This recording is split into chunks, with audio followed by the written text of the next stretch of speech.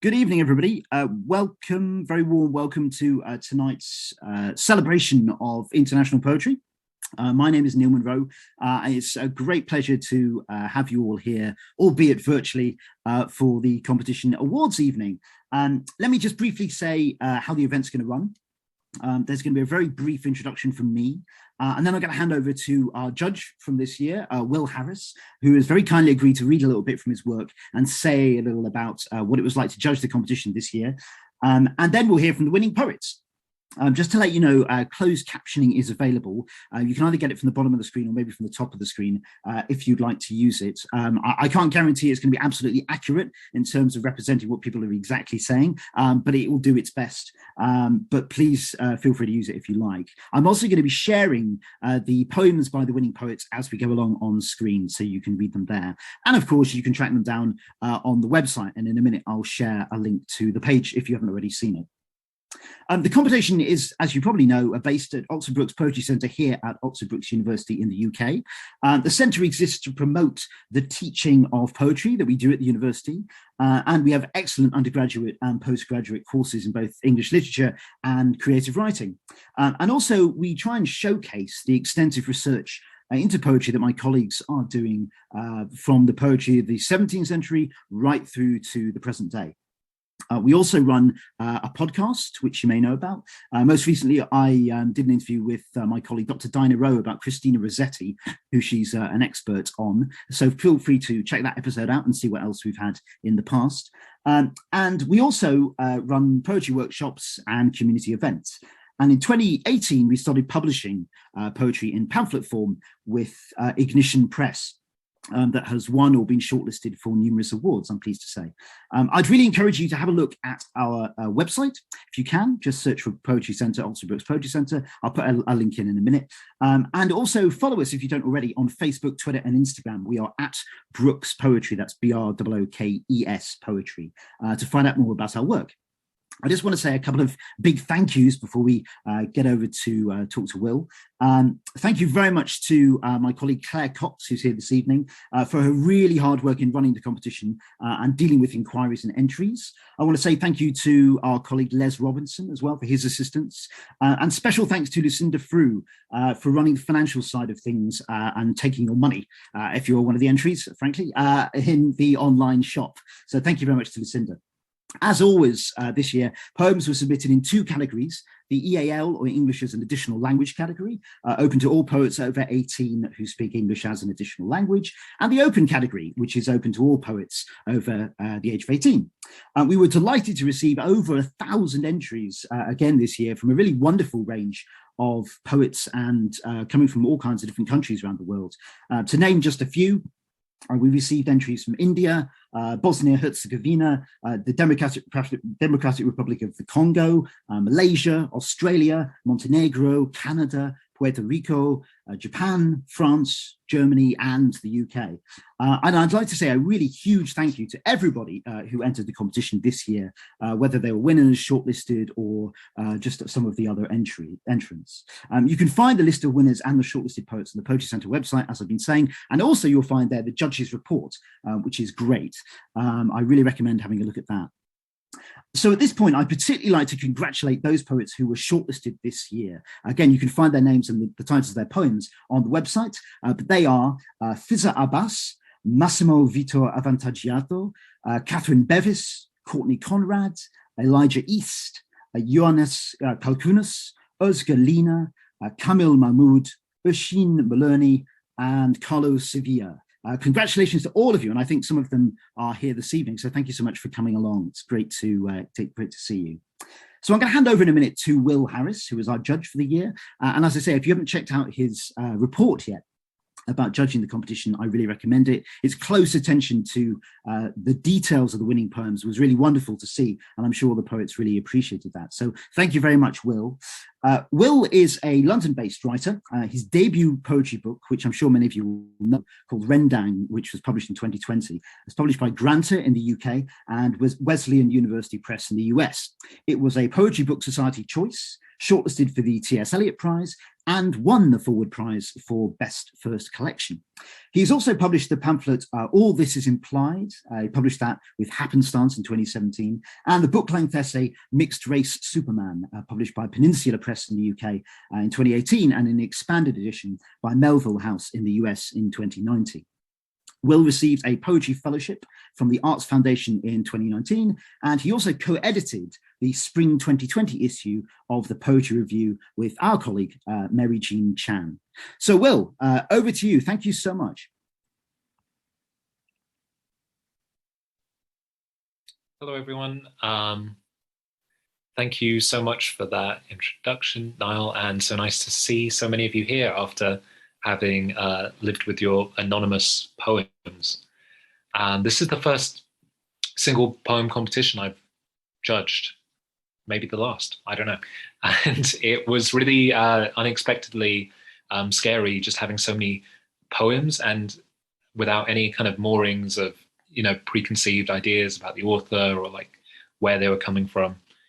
But it was really liberating in lots of ways. I think it made me more, I guess, inevitably alive to the language and all of the poets, all of the poets who were shortlisted and who are here as winners. We're all winners.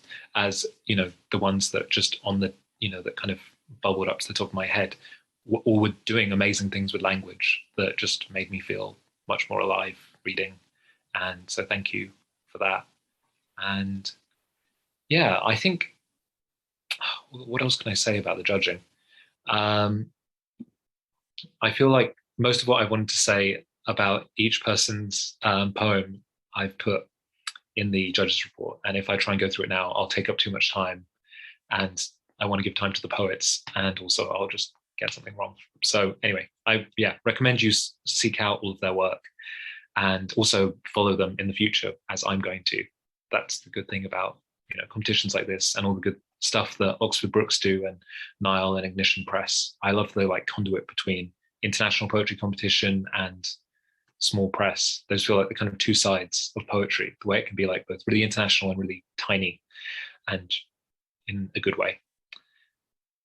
So Niall asked me to read a poem, so I am going to read, but I want to read very briefly because I am definitely not the focus of this event. And I thought I would just read one short poem from from Rendang. And this is a poem, I guess one of the things I really liked and looked for in the poems which kind of stood out to me was that kind of like felicity with language that borders on like error.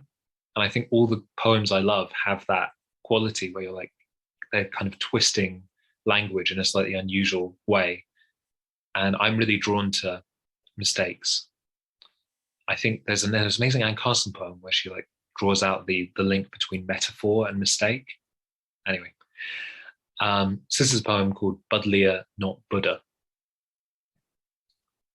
Budlia, not Buddha, chanting in bloom. My soul, before I knowed it, chanting too. I ran down to the tube, and from Gray's Inn Road to Farringdon to the Golden Lane Estate, Budlia, not Buddha, chanting in bloom. I went not caring where I went, how late it was or why, but barred at every turn I took and every church gate chained, Budlia, not Buddha, chanting in bloom.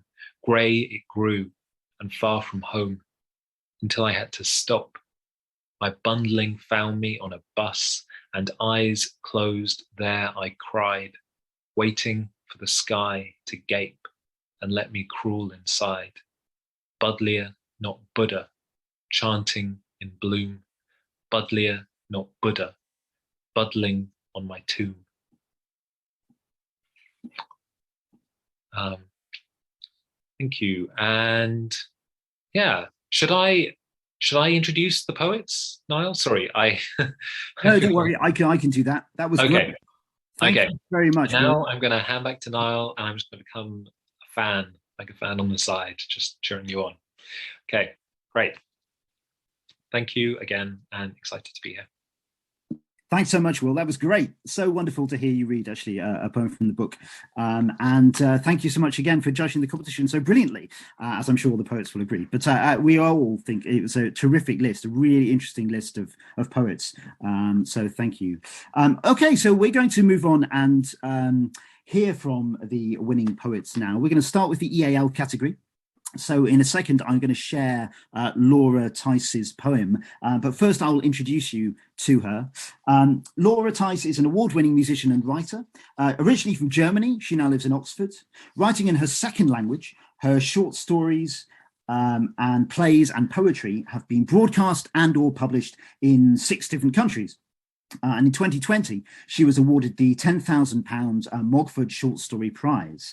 In addition to her success in the Oxford Brookes competition, she's also won the 2020 Brian Dempsey Memorial Pamphlet Prize, as well as the Hammond House International Literary Award.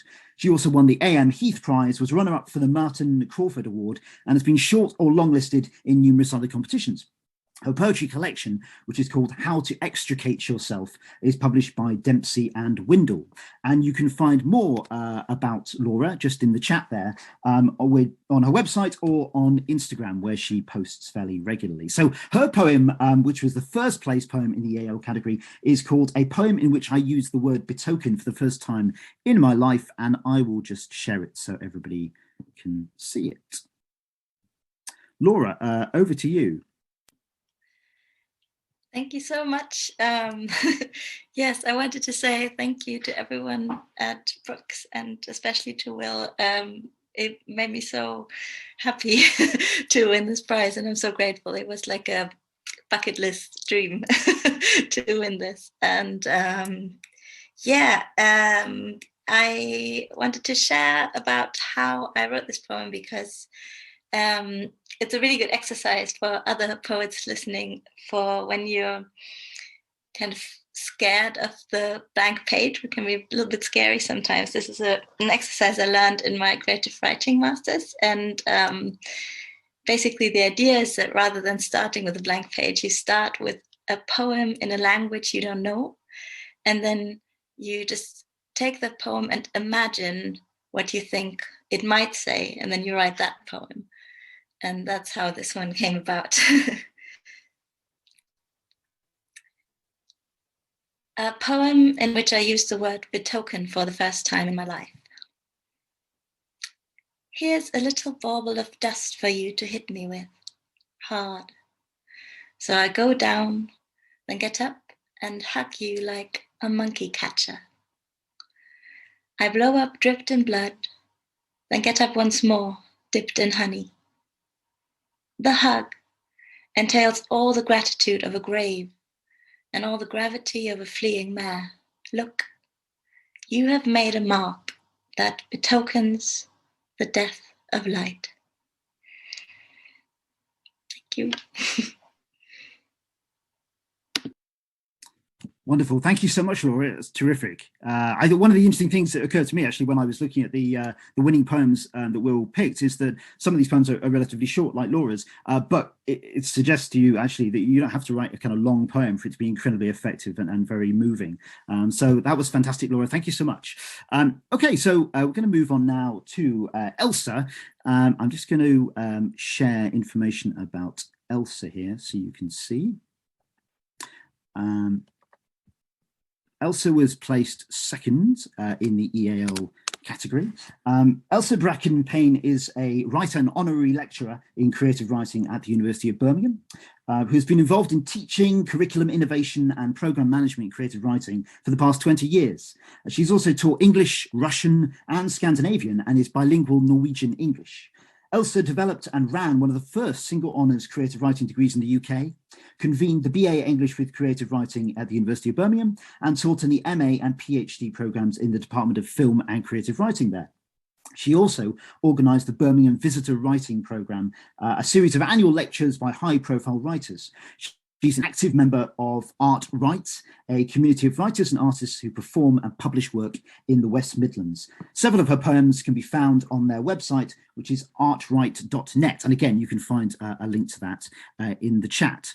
I should also say that if you are, whilst you're looking at the poem on screen, if you want to pop up to the right-hand corner, you can probably click on one of those little boxes, which will give you just a view of the person speaking if you want to change your viewpoint. But for now, over to you, Elsa. I will just share your poem for you.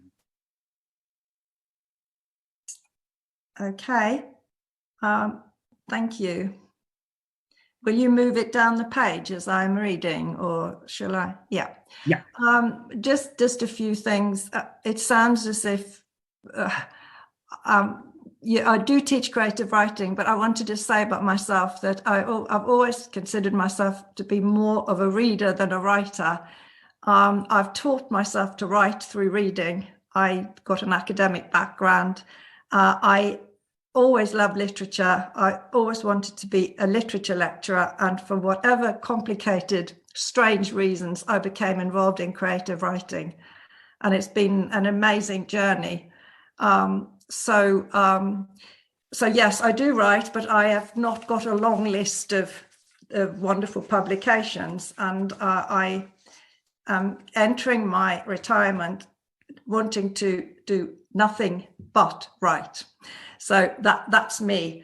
I tend to write. I write a lot about home, about exile, about sort of things to do with my Scandinavian background. This poem is basically set or inspired by a day in my garden that, as those kinds of peaceful, apparently uneventful days can very often lead to thoughts, philosophizing, opening up of things that are personal, things that come from sort of unexpected places. So I think it's one of those poems that it is a bit, I use the word seesaw in the poem. It's a poem where I'm on a journey, and I wasn't quite sure what would come out of that journey, and interesting things came out of that journey. The most Scandinavian thing in the poem is probably my fascination, which is endless, with the sort of shift between day and night, with twilight, with that time when it's neither day nor night, and very strange things happen. So here we go. Bark of a dog. Perhaps it is the rhythm of the swinging seat, the smell of other people's barbecues, the waiting for the dog next door to bark again, or just the cheek of June and the open windows. For suddenly I'm deep in the start of a story about a couple just like us. And at first I feel pity for her, who keeps herself busy pecking away at being her truest self. Then, in the blink of a skimming bat, I pity him, who always thought he knew for certain who he truly was, which doesn't seem to be working so well anymore. It must be the twilight, how it fires the eyes of the pansies I planted last month, more nude the yellow, more sly the indigo. And now, as day and night entwine, I see the inside-outness of tales that open playfully and soon begin to snake and bite. For what are they doing, she and he, circling mole-blind round a tired garden that's starting to look like an ancient wood? I know too well that endings are tricky, yet here I am at the edge, hearing the absent bark of a dog, who might, in fact, be a wolf. So maybe this is where it is meant to end, with a seesaw chill, with petals losing their glow, the smell of charcoal fading. You somewhere else, dogs and wolves asleep.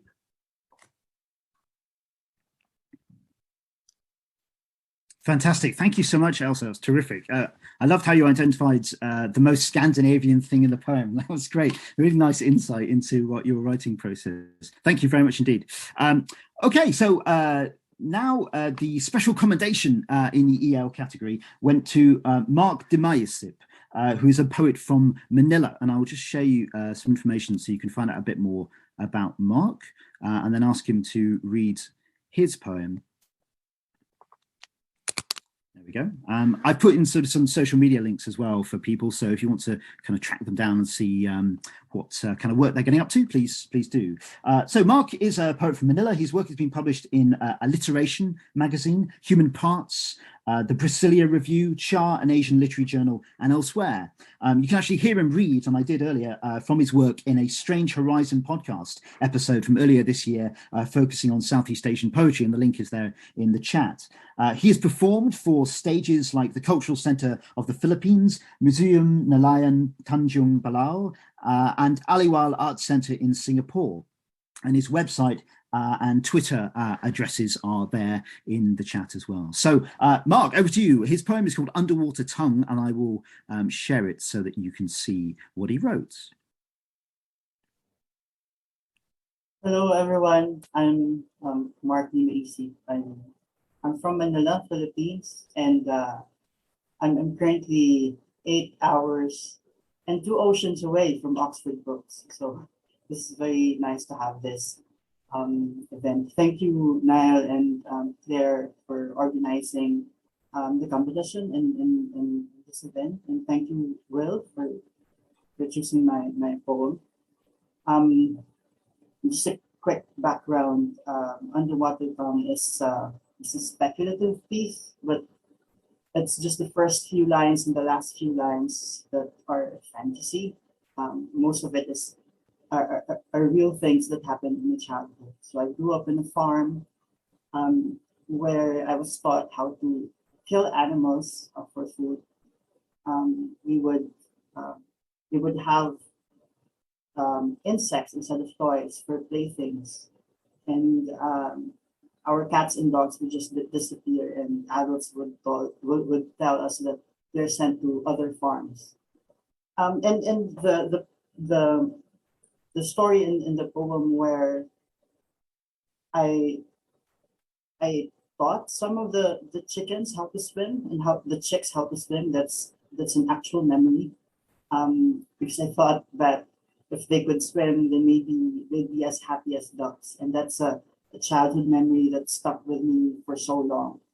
And I began to ask questions about which animals are we allowed to kill and which animals do we value more than the others. At its core, I think the poem is about animal cruelty, but it's also about asking those questions where does tradition intersect with morality, or where does culture reconcile with ethics? And in looking for these questions, we find more. Looking for these answers, we find more questions. And that sort of journey of trying to look for a logic or a language that could give us comfort and could give us peace in the culture and the tradition that we accept as a norm. I think that's what I wanted to convey in this poem. So this poem is called Underwater Tongue. When the neighborhood robins started speaking fish, my father gunned down all the anomalies that perch in trees. You could still hear the ringing, flashback to sticks, chasing ants with candles, fixing movements in wax. There's a pond by the warm wooden house where ducklings cackle. I remember thinking that if chicks could wade in the water, maybe their shrill crying would stop.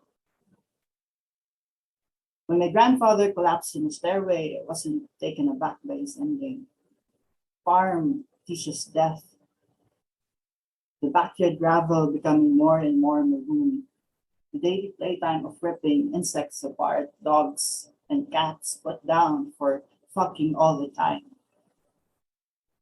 Before my grandfather died, he got me placing chicks inside pictures. He saw drowning, I saw learning. His angry face is hard to forget. After a slaughter, we would sweep the ground, we would sweep death off the ground, but blood finds a way to seep beyond cleansing. Wounds do not heal. They turn invisible. I walked barefoot into the ocean, grasping for fresh words. But the close-fisted waves said no. Let me learn this underwater tongue. Let me go together what I can keep hold. Thank you. Fantastic, Mark. Thank you so much. That's great. Such an interesting explanation of where the poem came from. And given your, what did you say, 8 hours ahead, that's serious commitment. Thank you very much for joining us. Okay, so we're moving on now to, thank you to all the EL poets. That was wonderful readings. Moving on now to the open category for this year. The winner of the open category was Katie O'Prey. And I'm just going to give you a bit of information about her so you can find out all about her, and then I'll ask her to read her poem.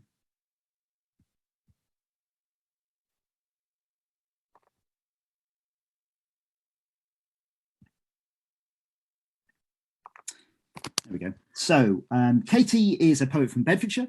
In 2020, they were shortlisted for the Outspoken Prize for Poetry and received a commendation in the Magma Poetry Competition. They were selected as the Ruth Weiss Foundation's Emerging Poet for 2021, and Katie's first book-length collection will be published by Outspoken Press in 2022. Katie explains that they use their poetry as a vessel to explore their overlapping and corroborating identities as a queer person, a trauma survivor, a disabled person, and an addict. You can find Katie on Linktree, Twitter, and Instagram, and again, the links to their different sort of websites are based in the chat. And now I will share their poems. So, Katie, over to you. Thank you very much. Hi, I just want to say a big thank you to Will Harris and everyone at Brookes, and congratulations to all the other poets joining us tonight. This poem was born from just trying to articulate an experience that can be hard to explain with just plain language. The thing about the Eating Disorder Ward is everyone's shit smells exactly the same. Something tired and pruned inside us, now shoehorned and swelling, with yogurts, cereal, 4 cups of milk. I will take poems from the white rings they leave on the table. Distraction. How many green things can you name? Cabbage, broccoli, peppermint tea. Come on now, a nurse warns. Less with the food, too much time spent on that elephant in the room. The apple in his mouth and the oil pooling at his neck, the gristle you can't shake. 12 minutes left to complete this meal. Sometimes I hold my tongue so tense, it's quivered muscle. I suck my own teeth loose. I'm never clearing my throat anymore. I just speak. We're all here rotting a little bit slower than we were before. This morning it was all alarms and stretchers, dietitian running down the corridor. One empty seat at the breakfast table, no one found the answer to the riddle on the blackboard. No one asked any questions, we just played games. Distraction, we just made cards. No one wrote anything inside them, just cut out stars with safety scissors. Stuck sequins before lunch and after needed clay into plant pots. Not all granted out to the garden. Distraction. At tea, we sucked the worry out of our molars like sunflower seeds, sat down to our dumplings, carried on chewing.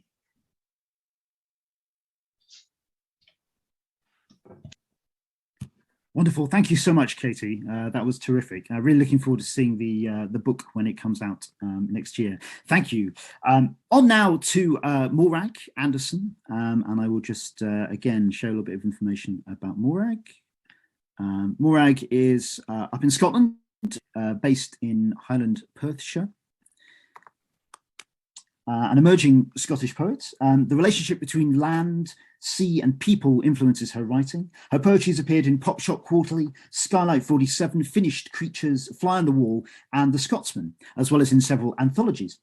She was shortlisted for the Bridport Poetry Prize twice, won the Over the Edge New Poet and the Clochaderick Poetry Prize. As a part of Hamish Matters, she is performed at Stanza Poetry Festival 2020 and is a member of the poetry collective Poets Abroad, and has been commissioned, she was telling me today, by the Scottish Poetry Library to write for a Robert Burns project in January 2022.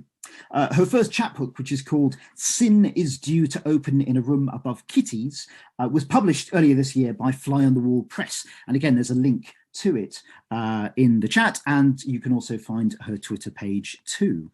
So, Morag, over to you. I will share your poem so everybody can see it. Thank you very much. Thank you for having me here, Oxford Brookes, and thank you, Will, for finding my wee poem a home. It was written in response to a news article titled "The Brown Babies Who Were Left Behind," referencing babies born to Black American GIs and white mothers in England during World War II. An estimated 2,000 babies. The majority of them ended up in care homes as their mothers had no social support and no financial means to look after them. And being British subjects, the law would not allow for them to be adopted by their American fathers. So the poem started out as a bigger piece, and then I whittled it back time and again until it said all that I wanted it to say in 9 short lines. Sometimes we manage to say more with less words. It became less specific, therefore, and a bit more universal. I'm over the moon. It has found such a loving home, so thank you, Will. And good luck to Ignition Press for the Michael Marks Awards later tonight. Little Cuckoo. Your mother fought, I'm sure, but lost to slack white jaws, tongues thin and sharp as fish bones. There is no 6 a.m. tick of water warming pipes in this care home, damp and foul as rotting colons. I would feather a nest for you, little cuckoo, bring a feast of worms, but my blackbird beak is crammed with stones. Thank you. Fantastic, Morag. Thank you so much. We're really, it's really a treat to hear everybody read such beautiful readings. Thank you, everybody, very much. And finally, Amelia Loulli, and let me just share a bit of information about her so you can find out more about her, and then I'll ask her to read her poem. So there in the chat is some information about Amelia. Amelia is a creative critical PhD student at Newcastle University and has a pamphlet of work published by Nine Arches Press, which is published in Primers Volume 4. Her work has been longlisted for the Rebecca Swift Foundation's Women Poets Prize, shortlisted for the Bridport Prize 4 times, and in 2021, Amelia was awarded a Northern Writers Award, judged by, she says, one of her poetry heroes, Andrew Macmillan. You can find Amelia on Twitter, again, there's a link there, and also on Instagram. And as I say, go to the chat for all of that information. And her poem is entitled 13 Versions of the Day After Our Abortion. Amelia, over to you. Thank you very much.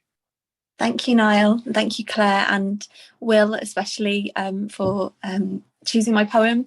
I'm a big fan of Will's work, so it's really exciting to have a poem in this competition.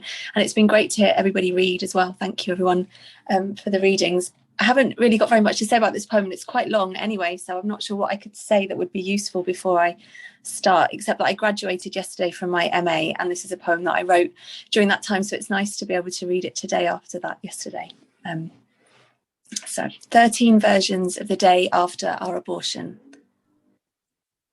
In this version, I grow a lemon tree between my legs. You move me to a window because citrus trees need light.